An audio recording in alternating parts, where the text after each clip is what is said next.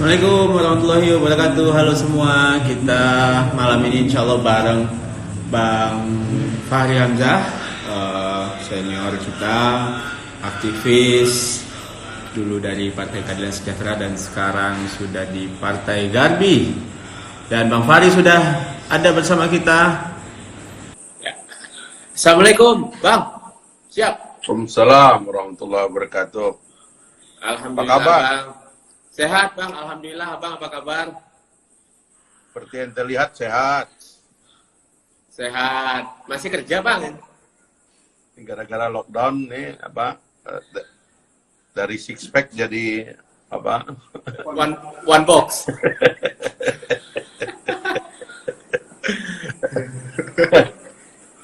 Oke. Bang, izin ya, Bang ya. Ya, kayak gini lah, Bang. Kita butuh nasihat Abang nih, Bang. Nih, alhamdulillah nih lumayan banyak peminatnya. Dan ada 500 orang menuju 500 orang ngumpulin orang, sekarang mati kita, Bang, ditangkap Kapolsek setempat. Iya. Alhamdulillah Oke, Bang. bisa on kita ya. Ya. Mau bertanya pertanyaan pertama nih, Bang. Oh, langsung nanya. Langsung, Bang. Waduh. Langsung nggak apa-apa ya, Bang? Kayak ini nih ujian nasional udah dihapus padahal. Apa, Bang, Gimana? yang harus dikatakan presiden saat ini menurut Abang? Yang harus dikatakan presiden saat ini menurut Abang? Orang atau apa? Ya, apa yang harus dia katakan, Bang? Kalau ada presiden ini dia harusnya ngomong apa nih? Biasanya kan Abang. Kalau saya selalu melihat manusia itu dalam dua dimensi. Karena Pancasila itu adalah gabungan dari dua dimensi ya. Dimensi negara yang rasional dan dimensi agama yang sebagiannya itu quote unquote disebutnya itu tidak rasional. Jadi seorang presiden di negara Pancasila, di negara Indonesia, itu dia selalu harus mencakupkan percakapannya di ruang publik itu mengangkat elemen-elemen rasional dari satu peristiwa, tapi juga dia harus meyakini bahwa ada hal-hal yang irasional dan itulah yang menyebabkan kita kemudian punya iman. Jadi itulah tradisi bangsa Indonesia, yaitu tradisi ketuhanan gitu. Maka di luar kita kemudian mengajak masyarakat untuk menjadi bersih, karena bersih itu saintifik, begitu Anda bersih ya Anda terbebas dari penyakit. Tapi Tuhan memberikan penyakit juga kepada orang yang kadang-kadang kita nampak bersih. Nah itulah sebabnya kemudian diajaklah berdoa, diajaklah kembali kepada diri sendiri. Kira-kira begitulah kalau di negara Republik Indonesia ya, dimensinya harus begitu, baru rakyatnya tenang.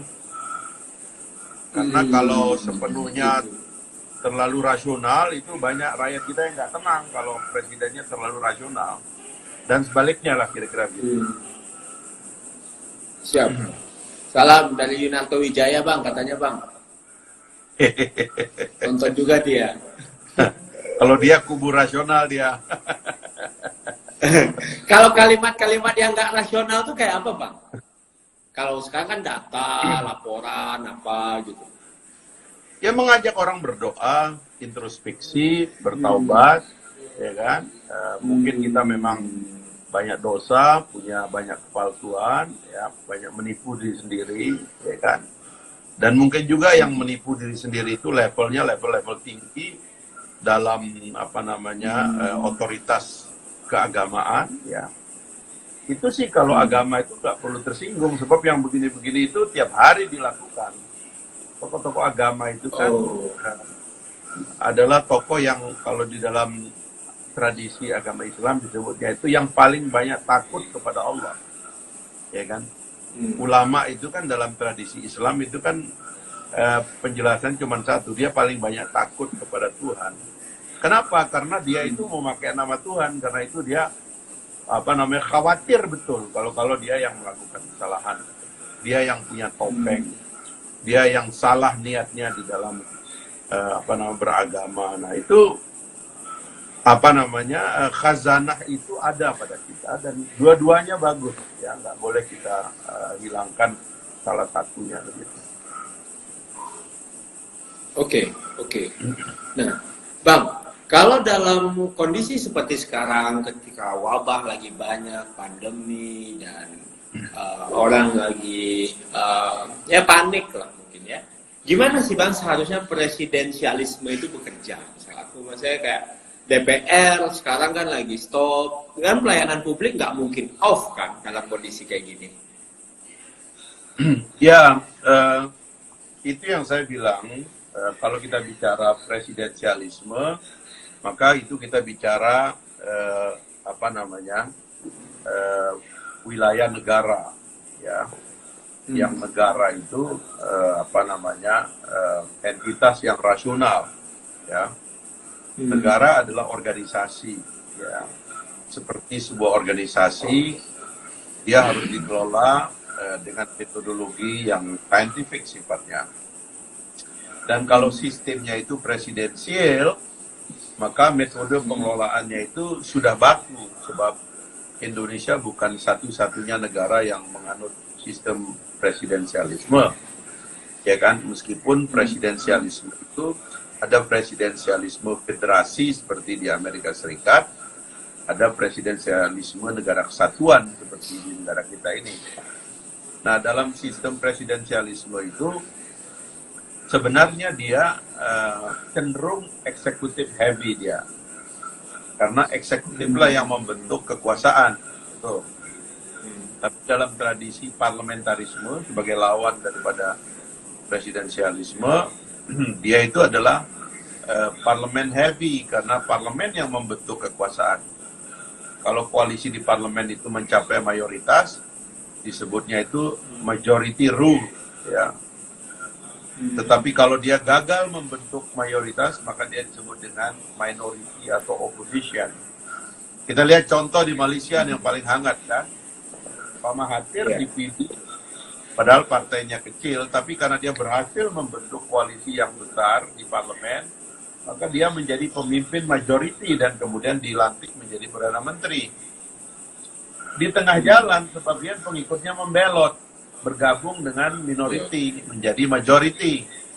Gitu.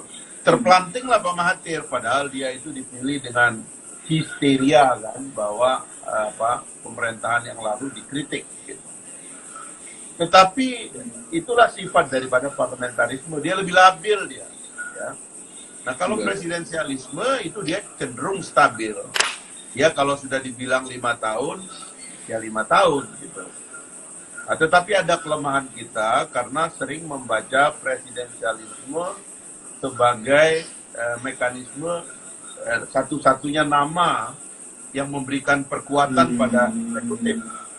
Padahal dalam tradisi presidensialisme dia disebut juga sebagai kongresionalisme. Kenapa disebut kongresionalisme?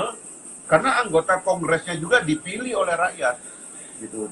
Dia membentuk satu cabang kekuasaan tersendiri yang disebut dengan cabang kekuasaan parlemen atau cabang kekuasaan kongres, yang tugasnya adalah beroposisi kepada presiden, beroposisi kepada eksekutif, dan melakukan pengawasan kepada seluruh cabang kekuasaan lainnya gitu. Nah ini yang kadang-kadang kita kurang menerimanya, sehingga seolah-olah parlemen di negara presidensialisme itu nggak ada gunanya, kayak di tempat kita sekarang kan, sehingga mengalami semacam kematian begitu karena tidak tahu bagaimana cara berhadapan dengan eksekutif yang makin kuat. I see. Jadi ya kemarin kan kita juga ada tuh Bang diskusi ngundang kawan-kawan yang dari DPR dan juga ada yang dari pemerintah, waktu itu diwakili Mas Staf Sus Milenial gitu. Ya bahkan ya kayak pemerintah tuh jalan aja gitu sampai yang dari DPR bilang tolong sinergi dong gitu. Ini Ya. dari Golkar nih kawan waktu itu bang, gitu loh. Jadi emang Ya. ya pas apalagi DPR sekarang lagi reses kan bang, lagi reses kok nggak salah ya. Jadinya mereka juga nggak bisa bergerak juga. Padahal kan ini juga lagi fase-fase krusial gitu loh bang. Maksud aku ada perubahan APBNP kayak APBD lala gitu loh bang. Itu sih yang mungkin jadi keresahan juga ya untuk kita yang. Kalau abang ngelihat dari luar gimana? Ini abang kan dari tidak di dalam lagi nih. Ya. Dan abang dari Partai Gelora. Gelora lagi ngapain bang sekarang bang? Ya, kalau kita karena masih dalam tahapan tidak punya apa namanya keanggotaan di lembaga-lembaga pemerintahan, maka kita cenderung apa namanya melihat dari luar terlebih dahulu ya, sambil mempersiapkan diri, mempersiapkan konsepsi kita untuk nanti ditawarkan kepada masyarakat. Tapi intinya kalau kita bicara DPR atau parlemen kita, MPR, DPR dan DPD sebagai kamar di dalamnya, memang sih selain yang tertulis ya, politisi di Senayan itu sebenarnya sangat besar pengaruh dari inisiatif di dalamnya. Gitu. Jadi inisiatif itu berperan besar di dalam menjalankan roda politik legislatif kita. Gitu.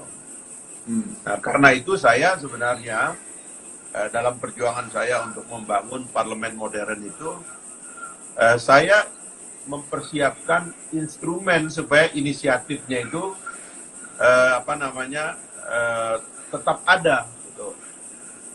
Nah, di antara yang belum bisa saya perjuangkan sepenuhnya di masa lalu adalah yang kita sering sebut sebagai independensi, ya.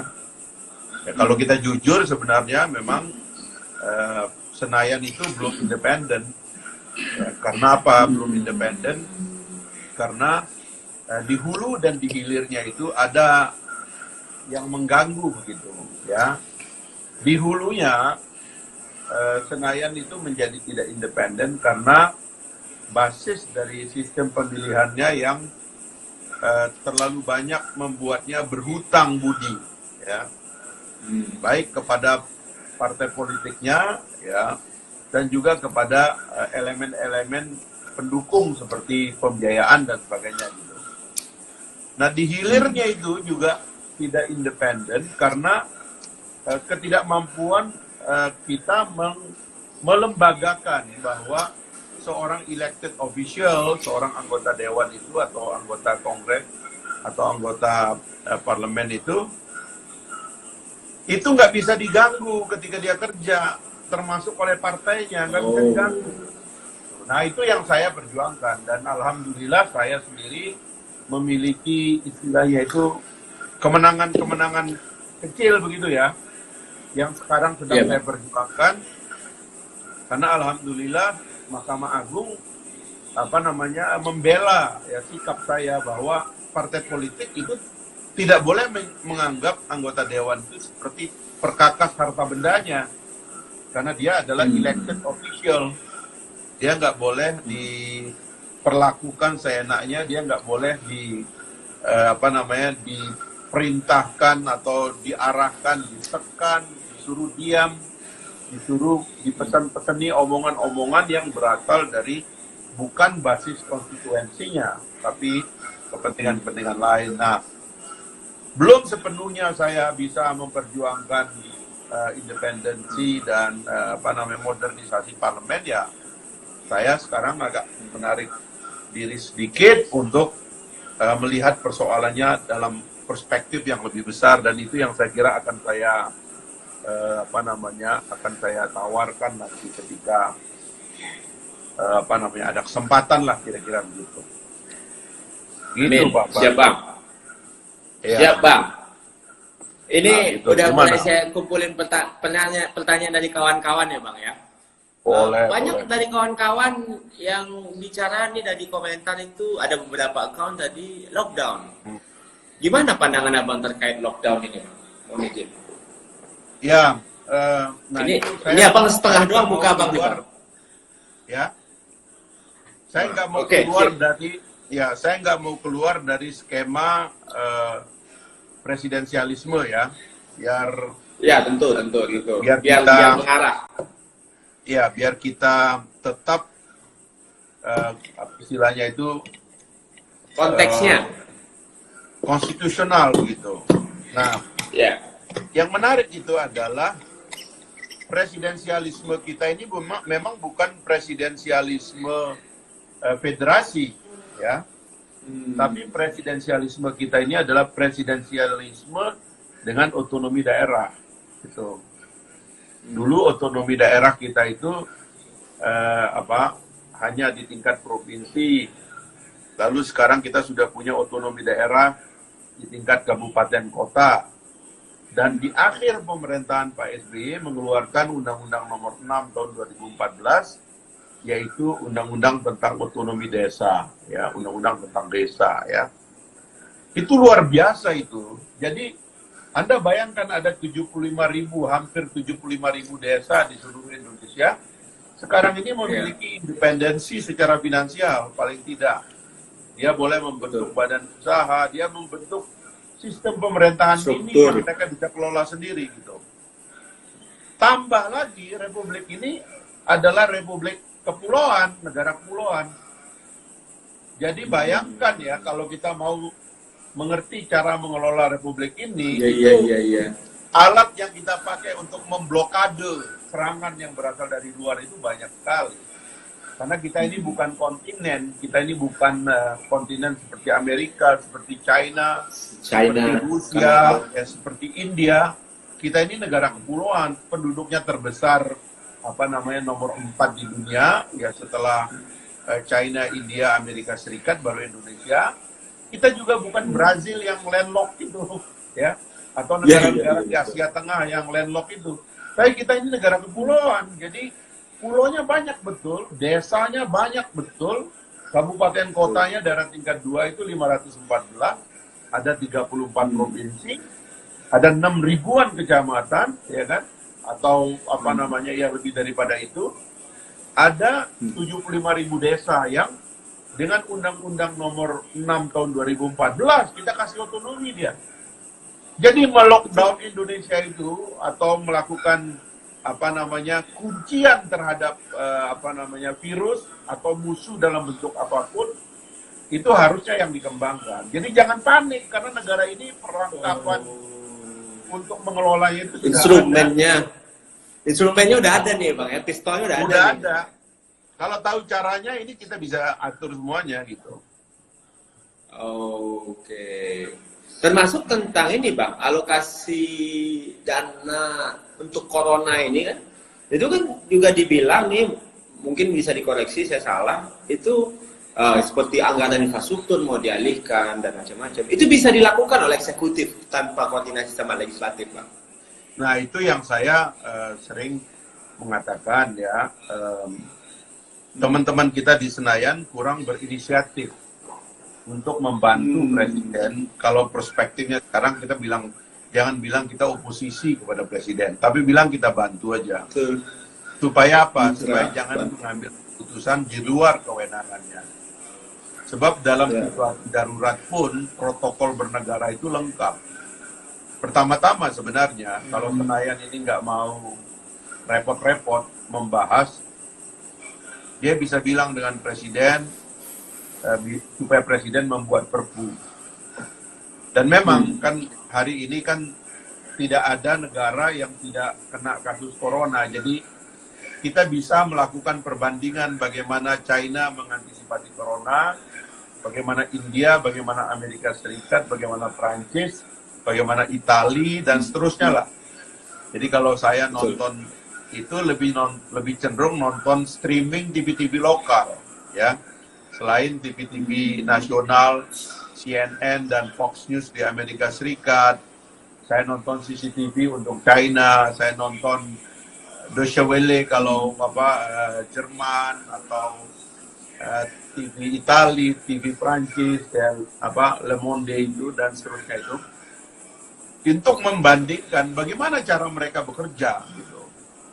Nah, sehingga kita tahu apa yang kita harus lakukan. Nah, dalam perspektif parlemen yang kita bicarakan tadi, harusnya parlemen itu membantu pemerintah bahwa ini darurat, kita harus melakukan kebijakan yang levelnya mendasar.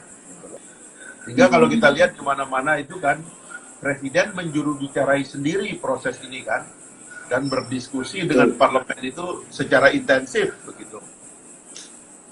Negara Amerika saja yang ya Amerika memang negara liberal dan kongresnya itu sangat kuat ya. Itu saban hari, termasuk kemarin ketika mengesahkan paket ribuan triliun itu ya, paket terbesar dalam sepanjang sejarah Amerika Serikat. Itu paket stimulus yang diomongkan dengan Kongres gitu.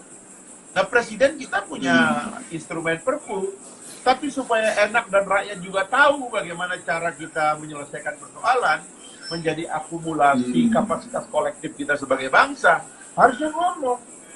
Ini loh undang-undang yang harus kita ubah, Pak. Ini loh peraturan yang harus kita levelnya itu di tingkat di tingkat DPR, di tingkat undang-undang yang harus kita perbaiki. Ini loh postur anggaran yang harus kita ubah, Pak. Gitu kan? Anggaran kita 2.500-an triliun ini mau dibagi kemana setelah ada krisis? Tentu beda sebelum krisis dengan setelah krisis. Ya kan, tentu berikutnya seperti juga Menteri Keuangan sudah mengatakan, fokus kita adalah keselamatan rakyat, karena memang dalam negara hukum, negara demokrasi, keselamatan rakyat adalah hukum yang paling tinggi. Karena itulah posturnya diubah, apa yang tadinya nggak penting, yang ambil itu anggaran, alihkan ke sektor keselamatan rakyat, alurkan itu ke dana desa. Saya mengusulkan misalnya kalau kita hajar ini dari bawah gitu, segera naikkan dana desa. Betul. Bagi itu uang ke desa. Dan tapi desanya dikasih mandat khusus. Bila dengan undang-undang, bisa dengan perpres, misalnya desa menjaga logistik. Kan 2 aja paling tidak kan di desa itu kan, yang selama ini dipakai untuk membangun infrastruktur di desa stop dulu. Sekarang hanya 2, makanan, ya kan, pangan, sama energi. Kalau sandang dan papan kita nggak perlu beli lagi, kita tinggal aja di rumah yang kita punya sekarang. Ini kan protokol kedaruratan. Kita beli aja pangan, stok pangan kita di desa, jangan sampai ada kelaparan di seluruh Indonesia. Sebab virus ini nggak ada kota, nggak ada desa, dia nyerang kemana-mana. Nah, kemudian energi, supaya kita tetap hidup gitu. Nah, itu dari bawah kita bisa mainkan. Posturnya di tingkat nasional kita menyesuaikan gitu loh. Yang intinya saya katakan, harus dilakukan relokasi kepada penyelamatan gitu loh. Itu semua harusnya diomongin di Senayan. Nggak bisa diambil keputusan sendiri lah Presiden. Belum keluar sih Bang orang yang bicara begitu Bang. Dan kalau pengalihan anggaran itu bisa tereksekusi cepat nggak sih Bang? Karena kan virus ini cepat juga nih bergesernya nih. Ya itu yang saya bilang, kalau Presiden punya tim sendiri, ya bikin aja perpu. Perpu itu bisa dibikin dalam semalam kok. Nanti DPR membahasnya, apakah di dalam sebulan kan, DPR diberi waktu sebulan kan untuk mengesahkan perpu, menerima atau menolak perpu yang dibuat oleh Presiden. Dia ada waktu sebulan. Nah selama sebulan itu parlemen nyisir. Oh ini kurang, ini harus ditambah, ini kurang gitu. Termasuk yang penting sekarang adalah karena nggak ada dunia lagi yang menerima kepergian kita. Maka ada triliunan anggaran perjalanan tuh disikat aja, nggak perlu lagi. Orang KTT luar biasanya pakai kayak kita begini itu Paldo, nggak kalah sama kita loh Bang. Udah nggak ada biaya hotel nih, nggak ada biaya makan siang, nggak perlu ada biaya pesawat pribadi, pesawat kepresidenan itu nggak ada perlunya lagi. Kita pakai aja fasilitas kayak begini, gitu loh. Nah itu semua ada uang, kunjungan itu ambil aja semuanya gitu. Nah alihkan ke sektor kesehatan, alihkan ke dana desa. Kalau menurut saya begitu. Dan memastikan tidak ada korupsi kan Bang ya, apalagi pengadaan ini itu kan. Iyalah. Ya kalau ada orang korupsi keadaan kayak gini ya keterlaluan lah. Tapi jangan lupa juga kita punya BPK kok. BPK itu alat sistemnya cukup kuat ya, karena badan-badan internasional pun diperiksa oleh BPK ya. Jadi nggak usah Betul. khawatir soal itu gitu ya. Yang penting, nah makanya nanti tugas seorang pemimpin itu adalah membawa bangsa itu dalam suasana yang kondusif bagi kebaikan gitu loh. Makanya kan saya mengatakan ini kan waktu nggak ada lagi partisan issue. Sekarang ini kan kita udah nggak ada isu yang partisan. Ini isu kita bareng-bareng gitu loh. Makanya tolong gaya bahasanya juga nggak usah berantem lagi gitu loh. Juru bicara presiden ya kan, petugas petugas itu jangan berantem. Ini keadaan kita bersatu. Presiden juga nggak usah disuruh ngomong-ngomong yang bikin nanti muncul semacam oposisi gitu. Ini waktunya untuk berbicara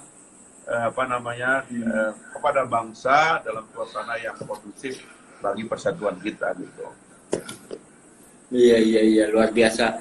By the way Bang, ini banyak sekali nih Bang yang bilang, halo Bang Fahri, sehat selalu, mantap, Gelora, karena itu karena bajunya warna Gelora itu Bang, katanya. Ini bukan baju Gelora, ini adalah ada ombak besar ya kan, dalam bulan purnama ya kan, lalu kita mengatakan jangan takut, gitulah kira-kira. Jangan takut. Emang sekarang takut Bang? Ya kita ngajak orang Bang, jangan kira-kira takut. berapa sih Bang itu Bang butuhnya duitnya Bang? Kalau Amerika kan ribuan triliun gitu. Kita gimana Bang? Duit kita 2.500 nih. Abang kan, ya salam dari macam idealis Bang. Ya kalau Pasko. kalau kita lihat postur dari anggaran kita, banyak juga proyek-proyek besar itu yang sudah diserahkan kepada swasta ya, dan kerjasama dengan pihak swasta, bahkan infrastruktur dan sebagainya itu dugaan saya sih tidak akan terganggu. Paling yang dikhawatirkan kalau orang dilarang kerja gitu loh. Karena pada dasarnya itu duitnya sudah ada dan memang diniatkan untuk jangka panjang. Jadi pada dasarnya itu infrastruktur akan berjalan. Yang perlu di reserve itu adalah sebenarnya ini yang harus diomongkan antara, saya bilang itu 3 komponen ya. Jadi kalau krisis ini diidentifikasi Valdo, itu kayak kita mengidentifikasi badan kita juga, badan kita sendiri gitu. Jadi yang paling penting di badan kita itu kan darahnya kan. Dan kematian itu kan karena darah itu sudah tidak mengalir. Jadi jantung kita kalau berhenti, dia berhenti memompa darah, dan kalau darah tidak terpompa lagi, maka kita mati karena seluruh keperluan tubuh kita tidak ada yang mentransportirnya ke seluruh kita. Nah, ini darah dalam negara itu namanya uang. Gitu. Nah, ada 3 elemen yang saya sering mengatakan itu harus ngobrol nih soal uang ini gitu loh. Elemen pertama itu mereka yang berada di ranah kendali APBN. Di sini ada presiden paling tinggi, lalu ada Menko Perekonomian, ya kan, dan ada Menteri Keuangan, kan. Katakanlah ini disebut sebagai otoritas fiskalnya lah kira-kira gitu. Nah lalu di situ ada otoritas moneter, ada BI, ya kan. Kemudian ada OJK sekarang karena antara BI dan OJK kan kita pisah dengan undang-undang beberapa saat yang lalu. Nah, ini 3 komponen inilah yang harus duduk untuk mengatur bagaimana agar darah ini tetap mengalir di dalam tubuh bangsa kita ini. Sebab kalau darah ini tidak mengalir itu berbahaya sekali. Karena ini adalah alat transaksi yang dipercaya untuk sehari-hari masyarakat. Pagi itu begitu kita bangun, keluar rumah ya, orang harus sudah belanja, ya kan? Dalam keadaan lockdown pun itu kita harus belanja, ya kan? Karena kita bayarin itu petugas ojek dan sebagainya yang belanja buat kita. Nah, di negara itu ada 2.500-an triliun. Di OJK itu, Otoritas Jasa Keuangan itu ada ribuan triliun, lebih banyak lagi. Kemudian di perbankan juga demikian. Nah ini mesti bagi tugas, pemerintah kerja apa, OJK kerja apa, karena OJK sekarang udah independen. Ya BI juga independen, kerja apa, ini yang mesti mereka duduknya otoritas darah ini tadi yang saya bilang ini, otoritas keuangan ini insya Allah akan membuat keyakinan dan kepastian di bawah bahwa kehidupan itu akan tetap jalan. Ya. Sekali lagi ini kita bicara di wilayah negara ya, wilayah rasional. Ya.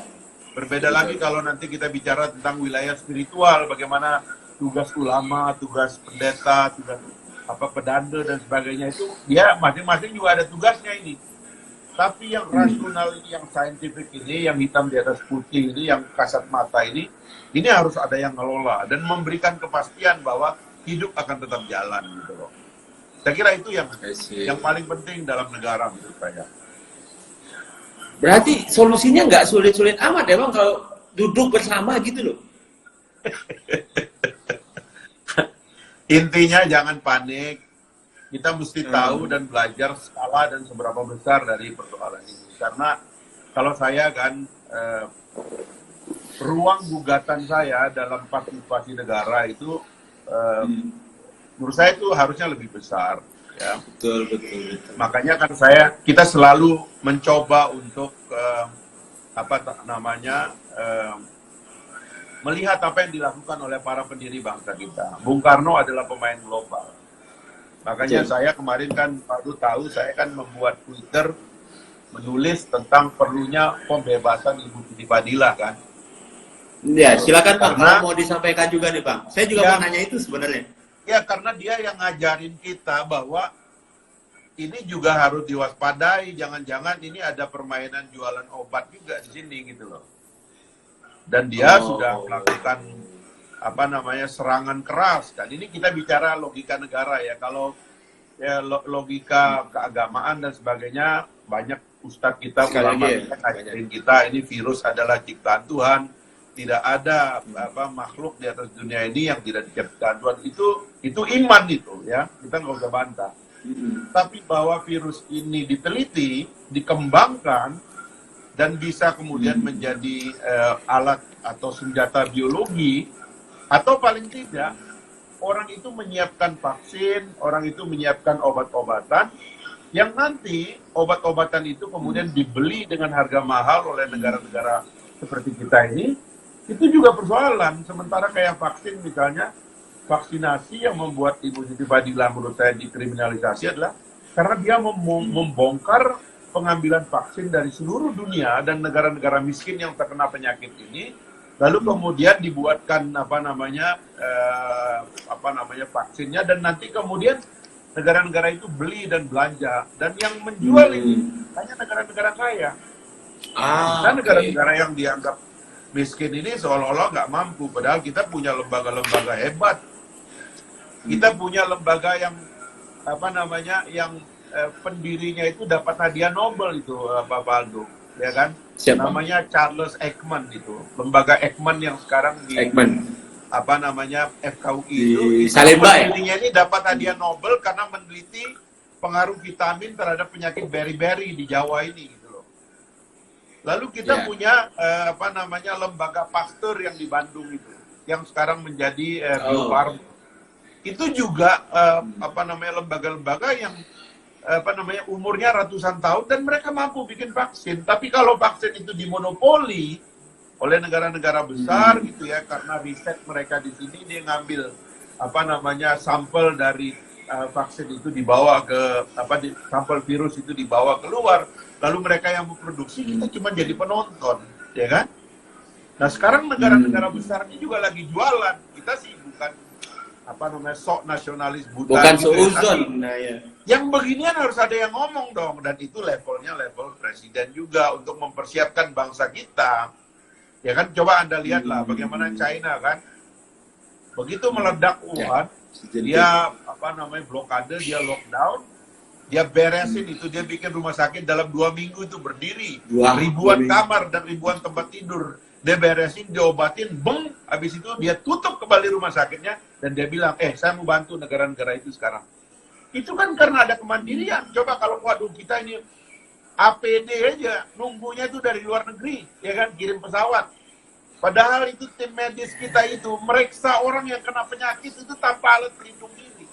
Bagaimana kita mau mandiri dan perang, kalau pasukan-pasukan tempur kita di lapangan itu nggak dilengkapi dengan peralatan perang?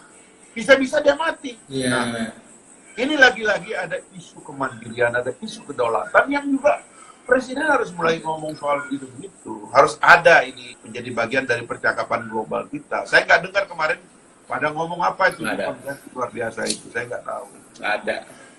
Nggak ada bang.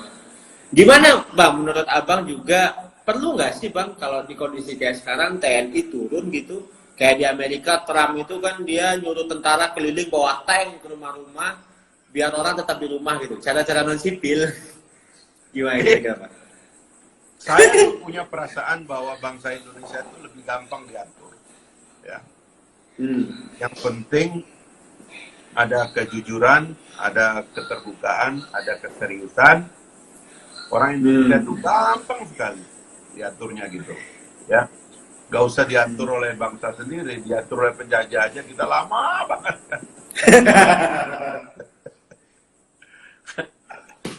Jadi maksud saya begini, asalkan ada keterbukaan, orang akan atur. Tapi memang begini, saya nggak tahu mesti ngomong ke siapa, tapi pada dasarnya protokol militer kita sudah harus mulai dinyalakan juga, ya. Sebab ada dimensi dari peristiwa ini yang terkait juga dengan pertahanan, ya, pertahanan nasional kita, karena itu bisa bobol, ya kan. Jenis-jenis perang ini kan sudah diidentifikasi dulu oleh banyak orang. Kita sudah bahkan mengidentifikasi cyber war sebagai bagian daripada warfare, ya kan? Ya, belum ada yang kita bisa tuduh siapa sebenarnya yang menginfeksikan virus ini kepada kita, tapi kita sudah bilang ini adalah attack kepada bangsa Indonesia, kepada kita gitu. Sehingga seharusnya dengan kesadaran itu kita harusnya mempersiapkan semacam protokol militer juga untuk menyiapkan ini semua gitu loh, sehingga kewaspadaan itu tinggi sekali. Makanya tadi kan saya bicara lagi-lagi kan mengamankan logistik desa gitu. Sebab itu yang penting. Kalau orang tuh masih makan tiap pagi, nggak akan ada orang yang rusuh sendiri gitu loh. Tapi kalau orang tuh mulai nggak makan, ya dia bikin kerusuhan. Iya. Ya kan itu aja kan. Krisis 98 tuh pangan juga kan waktu itu bang? Ya lah, kalau orang itu merasa insecure bahwa besok anak istri saya nggak, apalagi kan sekarang dilarang suruh keluar kan, tapi dia nggak tahu rumah aja. Kalau dia nggak keluar dia makan apa, anaknya makan apa, kan nggak dikasih tahu. Nah sekarang alhamdulillah sudah mulai dikasih tahu, diam aja di rumah, nanti ada yang nganterin belanja, ngantarin pangan dan sebagainya. Ya orang tenang. Tapi orang di rumah lalu orang kemudian nggak ngerti ini anaknya harus makan 3 kali sehari, Pak. Itu bisa terjadi kekacauan. Betul bang, betul sekali. Luar biasa Bang Fahri, mantap. Ini mantap, Bang Fahri. Ini sebenarnya pertanyaan masih banyak gitu, tapi ada sih ngerasa memang ini satu lagi nih yang pertanyaan ini menarik nih. Terakhir mungkin nih Bang, menjelang kita close. Mungkin nggak sih Bang terjadi global chaos gitu Bang?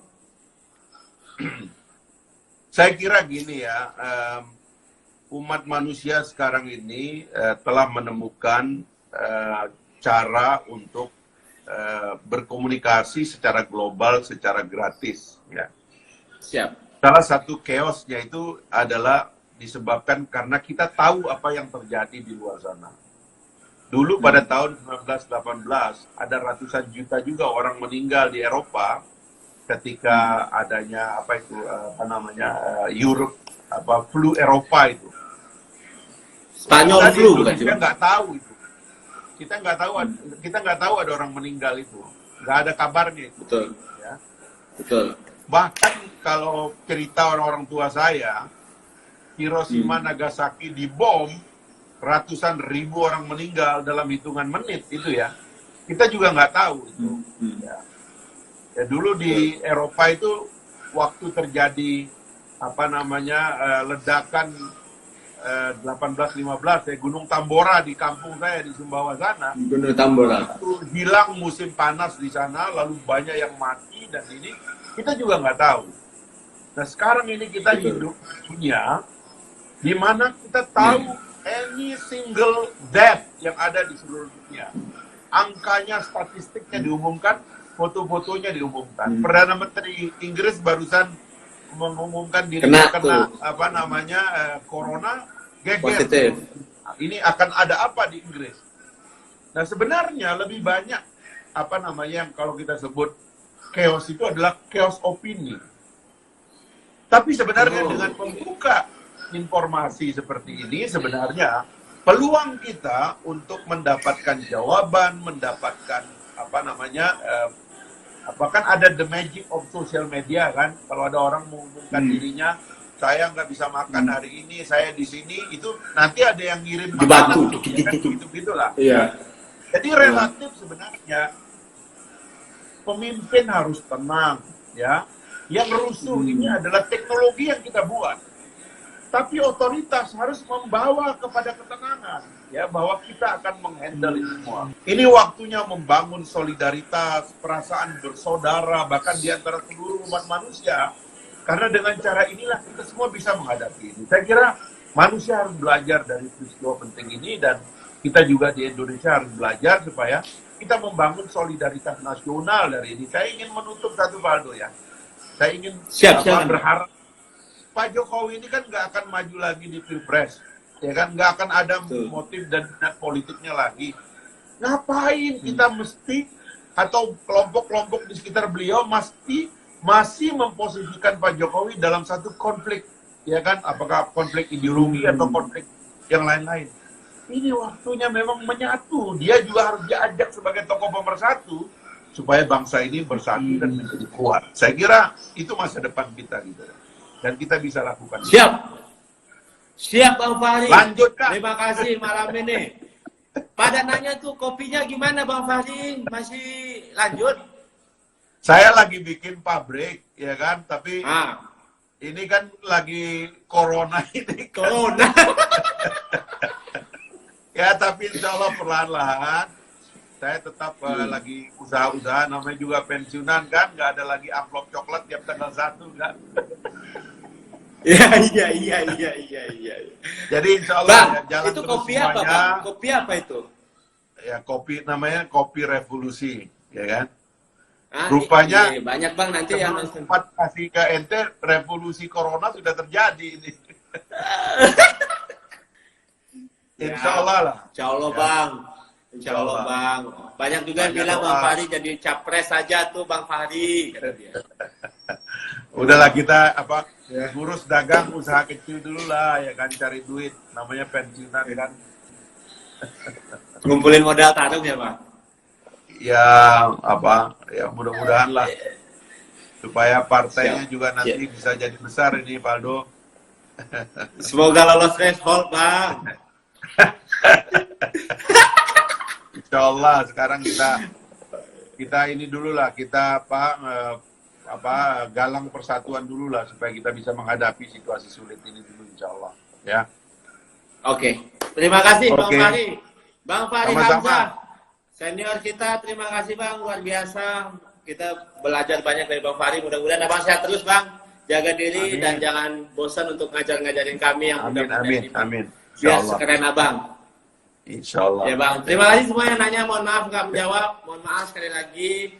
Terima kasih, izin saya remove ya Bang. Assalamualaikum warahmatullahi wabarakatuh. Waalaikumsalam. Mantap. Oke guys, itu dia obrolan kita sama Bang Fahri Hamzah. Terima kasih untuk yang telah bergabung, yang komen, saya mohon maaf nggak bisa dibacain satu-satu. Insya Allah besok ada tema yang menarik.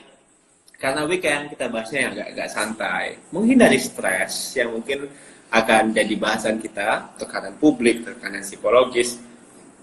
Saya akan undang psikolog untuk gabung dalam obrolan kita besok, sama tetap jam 8 malam. Alhamdulillah ini udah hari ke-10 teman-teman semua, dan alhamdulillah kita semua diberikan konsistensi untuk belajar bareng. Mudah-mudahan sampai hari ini udah 10 video, mudah-mudahan ada banyak video-video belajar-belajar politik atau diskusi-diskusi politik atau ngobrol-ngobrol politik yang bisa kita buat.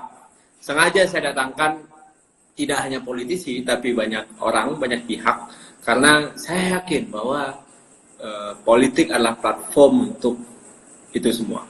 Mudah-mudahan dalam kondisi krisis ini kita tidak panik, jaga kesehatan semua, dan jangan lupa cuci tangan. Mudah-mudahan kita semua dilindungi oleh Allah. Ada beberapa tadi yang sapa-sapa, ada Hafiz dari Padang Panjang, ada Basri tadi dari Bogor. Mohon maaf saya nggak bisa jawab satu-satu, tapi insya Allah video ini akan naik di YouTube setelah ini. Mohon maaf kalau ada yang kurang dari saya. Terima kasih.